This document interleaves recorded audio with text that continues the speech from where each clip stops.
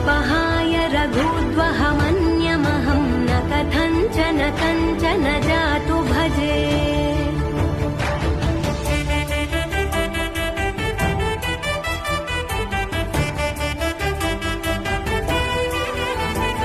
विना वेङ्कटेशं ननाथो ननाथः सदा वेङ्कटेशं स्मरामि स्मरामि।